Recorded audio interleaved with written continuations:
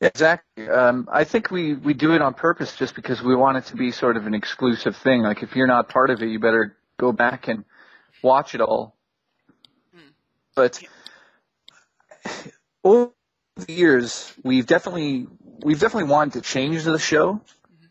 in terms of calling it a review show. We're trying to make it into a game entertainment show, Mm. not a review show.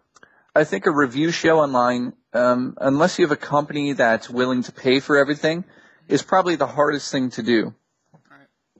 Um, it's really a main channel not about the reviews, but about who's doing the videos.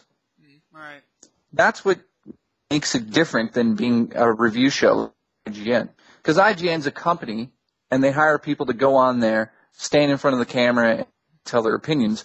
But our show is actually really just about us liking the games or not liking the games. It's not about this company saying, "Okay, review this next, this, and this." We choose what we do, Mm.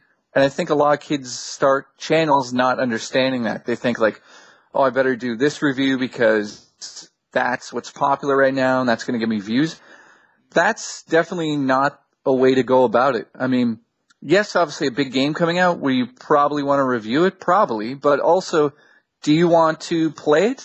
You know what I mean? Right. And everyone keeps asking, why didn't you do Assassin's Creed? Why didn't you do Assassin's Creed? And to be honest, because I don't like the game, so I didn't review it. Yeah. Uh, So uh, that's about it. I mean, we could have reviewed it, and it could have probably got us 20,000 views over a month. Big deal. I don't really care about the views. I want to put things out there that I'm interested in. Like, is it good? Is it bad? If there's just something I don't like, there's no point for me to review it on my channel. mm. Just because we're a review channel, we're not really that. It's really just about what we like, what we're interested in. We want to see, if you're interested in this, should you go and see it? Well, here's what we thought. What do you think? Mhm. Yeah, You know what I mean? definitely. And what's kind of interesting is that what helps your case without question is the fact that look at IGN, and I'm not saying I definitely I'm sort of neutral on IGN's reviews, but you probably have seen, because I'm sure you've watched some of their reviews. They often get negative attention uh, because they're a huge. They don't. They're seen as people who over dramatize things, or someone who, or they seem to always look at the reviews and not, they seem to look at it in a wrong way. And I think with you guys, because you guys are independent and you're expressing what you want to review, I think that's why you get a much more positive view. And Hmm. and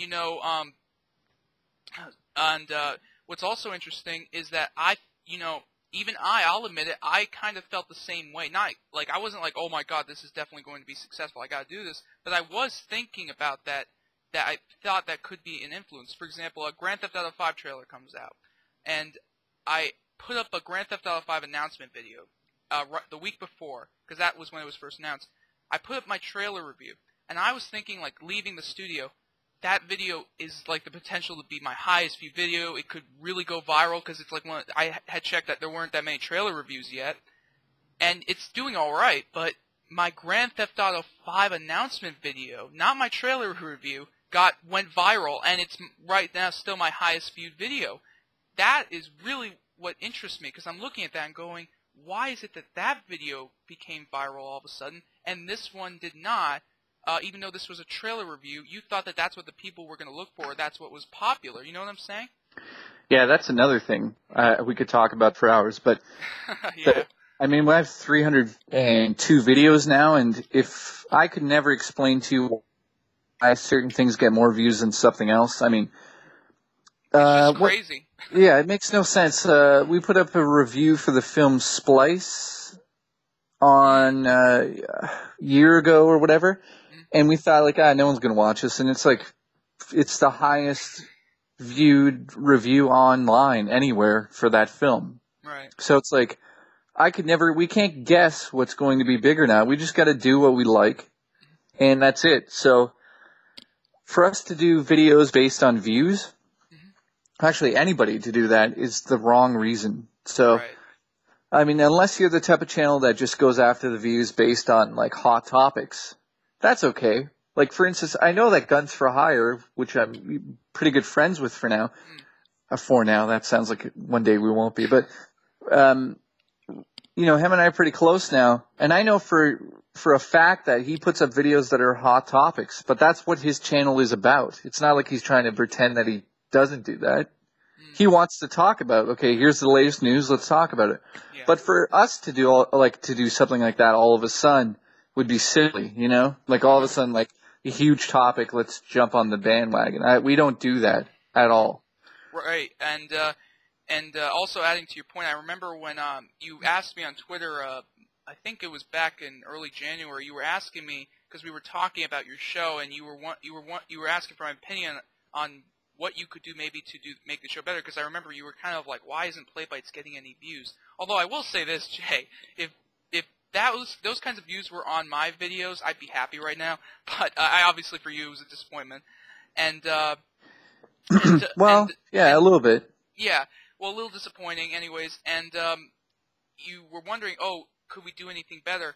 And I was telling you that, you know, if you want to reach out and expand your show, or at least make it bigger, without, you know, making deals with people like Machinima or whatever, I think what you need to do is try to bring in another audience. Like, for example, Review Tech USA. He was just a gaming channel, I believe, at the beginning. Or Guns for Hire, you mentioned. He really started off as just a gaming channel, and then he started talking about politics, world news. Same with Review Tech USA. I mean, that's how I first found out about SOPA. And what happened was, I think that helped attract more people, because they're like, even if someone's not interested in the video game aspect of the channel, they still like it when they talk about politics, so they'll still subscribe to him. That's why when a channel like Guns for Hire gets like 180,000 subscribers in like, less than a year, while I get like 73 subscribers. But that's sort of my point. I'm saying that that's what I thought that you guys should do, so maybe like I'm not saying do what Guns for Hire does, that would just be copying, obviously. I think you guys are fine the way you are, but if you really, really wanted to expand it, that's probably what you would probably want to talk about, you know, or make something new like that. And I think you would attract a new kind of audience and maybe more subscribers. Well, that's something that we talked about doing, and it was going to be called News Bites. I don't know if you probably remember that, but I canceled it because it was just like, it's pointless. Like, I don't want to do that just so it'll get more views. I think that just people, if they like our channel, they're going to watch it, and if they don't like it, they're not. So that's it. It's not about money anymore.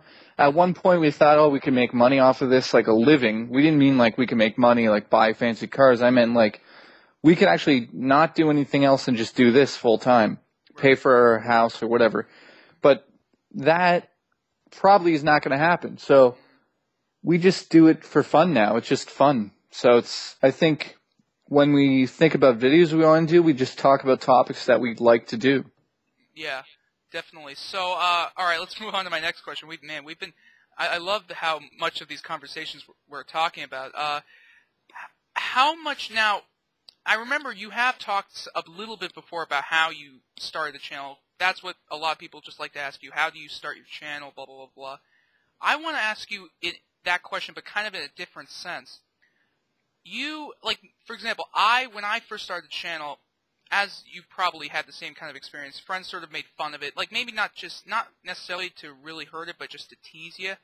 And what happened was, and this is still sort of true, that if I go over to my relatives' houses, cousins, whatever, they will go like, oh, how's, the Relentless Reviews thing going? And they kind of are interested, but at the same time you can tell they're kind of teasing.